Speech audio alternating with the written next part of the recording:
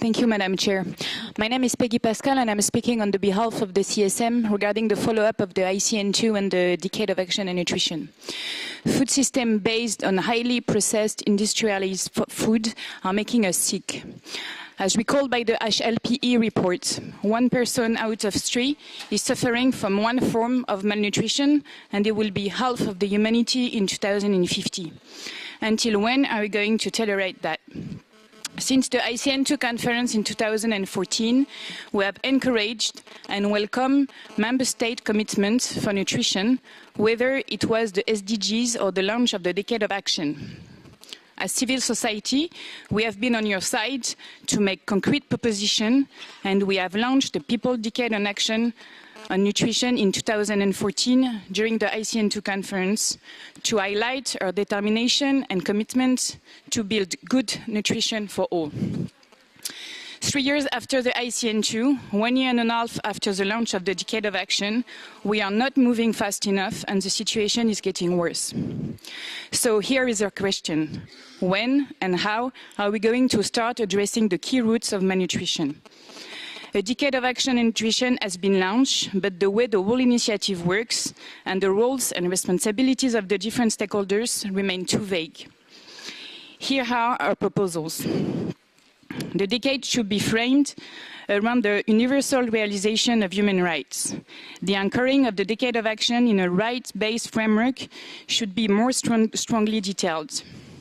Focus must be put on disadvantaged and marginalized groups who are particularly vulnerable to malnutrition, and especially on protecting and strengthening children's rights and women's rights, as well as consumer rights.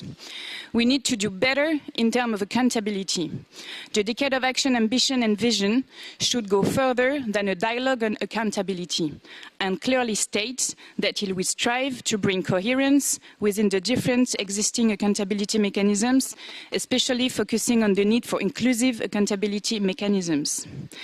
The work program of the Decade of Action should clearly define which accountability mechanisms will be put in place at national, regional and international levels to ensure that this review of progress will be transparent and will include all key stakeholders through a democratic and inclusive process.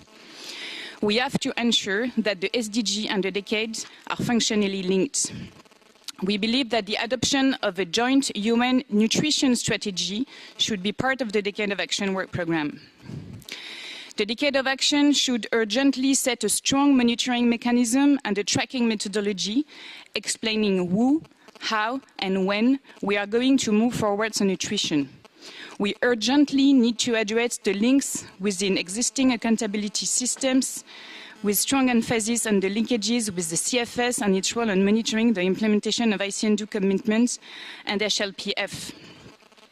Moreover, to ensure impact and prevent conflict of interest, states must define indicators and criteria to define what could be considered as positive to nutrition and be included in the Decade and what should be excluded.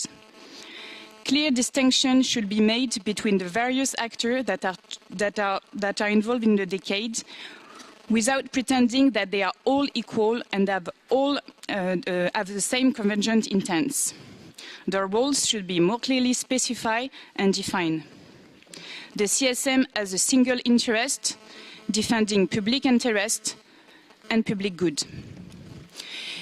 Finally, in order to avoid refragmenting the nutrition agenda, we need more clarity about how we will ensure policy coherence and convergence, especially between the different action networks and other existing coordination platforms.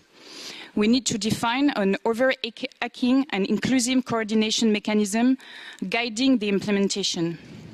It is essential to maintain a strong, holistic, comprehensive and integrative approach to nutrition while avoiding duplication of efforts. The CFS needs to remain the main space for policy coherence and convergence about nutrition and should be a major key player in the Decade. Thank you, Madam Chair.